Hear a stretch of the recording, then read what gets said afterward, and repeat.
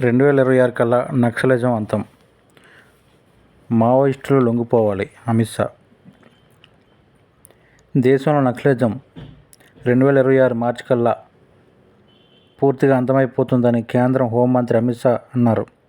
2026 మార్చి 31 లోపు నక్సల్స్ హింసను, భావజాలాన్ని దేశం నుంచి తుడిచిపెట్టాలని ప్రధాని నరేంద్ర మోదీ నిర్ణయించారు. అంతకంటే ముందే నక్సలిజాన్ని అంతం చేస్తాం అని పేర్కొన్నారు. హింసను వీడనాడి ఆయుధాలు వదిలేసి లొంగిపోవాలని మావోయిస్టులకు విజ్ఞప్తి చేశారు. నక్సల్స్ హింసకు గురైన 55 మంది బాధితులను ఉద్దేశించి బుధవారం ఆయన మాట్లాడారు. మావోయిస్టు వ్యతిరేక ఆపరేషన్లో భద్రతా దళాలు భారీ విజయాలు సాధించాయి. సమస్య ఇప్పుడు ఛత్తీస్గఢ్లోని 4 జిల్లాలకు మాత్రమే పరిమితమైంది.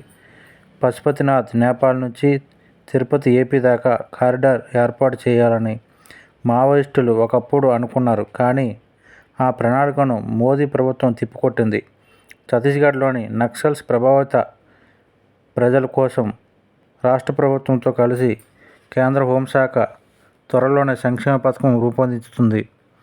ఉద్యోగాలు, ఆరోగ్య సంరక్షణ, ఇతర రంగాల్లో సంక్షేమ కార్యక్రమాల ద్వారా సాయం చేస్తుంది అని వెల్లడించారు. జార్ఖండ్లో జేఎంఎం కాంగ్రెస్ సంకీర్ణ ప్రభుత్వం బంగ్లాదేశ్ నుండి చొరబాట్లను విపరీతంగా ప్రోత్సహిస్తుందని అమిత్ షా ధ్వజమెత్తారు.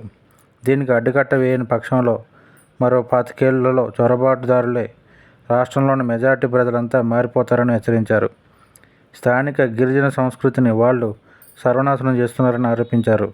జార్ఖండ్లోని గిరిధిలో పరివర్తన యాత్రలో ఆయన పాల్గొన్నారు. ఓటు బ్యాంక్ రాజకీయాల కోసం చొరబాటుదారులను రాష్ట్ర ప్రభుత్వమే ప్రోత్సహిస్తుందని ధ్వజమెత్తారు.